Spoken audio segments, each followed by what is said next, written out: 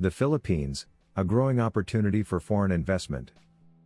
The Philippines has long been known as an outsourcing destination, particularly for companies in the U.S. But the Southeast Asian country is fast proving that it's much more than that. As one of the fastest growing economies in the region, the Philippines has a tremendous amount of opportunity to tap into.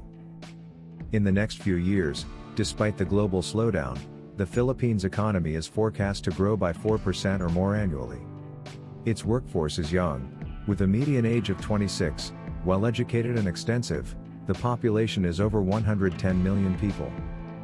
In his first State of the Nation address in July 2022, President Ferdinand Marcos Jr. said his administration is looking to bring the Philippines to upper middle income status by 2024. The country had targeted this milestone prior to the pandemic and is now back on track. Spending power at home is bolstered by the estimated 8 million Filipinos living abroad, most of whom send significant remittances to family back home. The country is the world's second largest center for business process outsourcing, BPO, and boasts a strong industrial sector, particularly in manufacturing of electronics and technology components for overseas firms. It is also rich in natural resources, with significant reserves of chromite, nickel and copper that contribute to its attractiveness as an electronics manufacturer. But perhaps most importantly, the country is opening up more to foreign investment in a bid to further spur growth.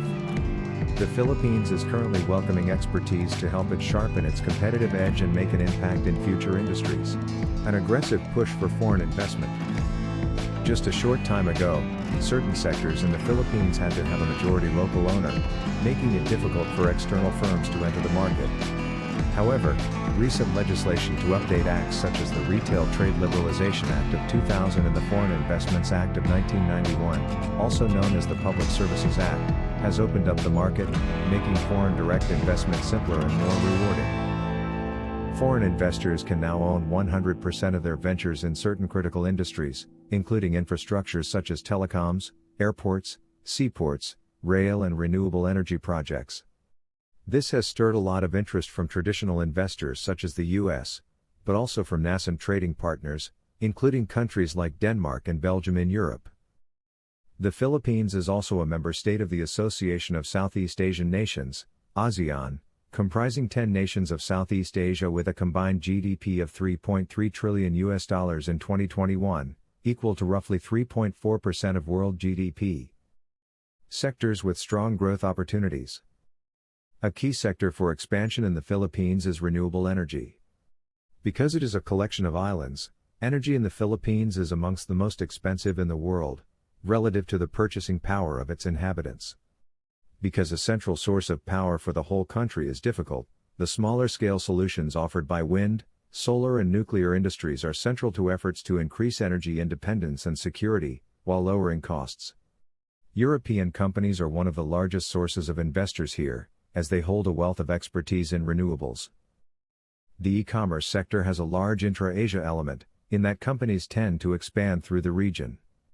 A typical example is delivery service Food Panda, now owned by Berlin-based Delivery Hero, which was established in Singapore in 2012, before expanding to Malaysia, Indonesia, the Philippines, Taiwan, and Thailand. Electric vehicles, EV, and associated battery manufacture are also a good fit for the Philippines' electronic manufacturing expertise and natural resources, and its sustainability targets. The country has pledged to cut greenhouse gas emissions by 75% from 2020 to 2031, targeting a 10% increase in the penetration rate of EVs by 2040 to help it reach this goal. The Philippines is second only to India in business process outsourcing, BPO, and this sector will likely remain a key part of its economy going forward. The U.S. is the biggest investor here, whether it's in internal shared service centers or external outsourcing. The country has built a strong reputation in BPO through its workforce, which is young, English-speaking and well-educated. Challenges for businesses coming to the Philippines. In the past, the barriers for international companies doing business in the Philippines were restrictive. Foreign investors couldn't fully own ventures in the country, and there were other operational restrictions, a lack of transparency in procurement tenders and inadequate public investment in infrastructure. However, the government is tackling these issues head-on. In 2022, Philippines leader Ferdinand Marcos Jr. went on his first overseas trip and secured investment pledges of $14 billion when he declared the Philippines open for business.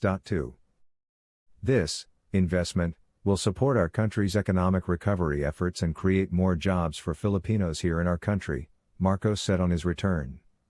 We look forward to doing the detailed work that is necessary to bring all these proposals to fruition. The administration of former Philippines President Rodrigo Duterte implemented a massive $180 billion infrastructure spending plan in 2018, called the Build program. It included up to 75 enormous flagship projects, including airports, railways, seaports, roads and bridges, to try to close the country's existing infrastructure gaps, encourage investment and job creation, and boost GDP growth from 6.7% in 2018 to 7-8% in the following years. Public infrastructure investment rose from an average of 3% during 2011-16 to over 5% in 2018 and is targeting over 6% in 2022.3.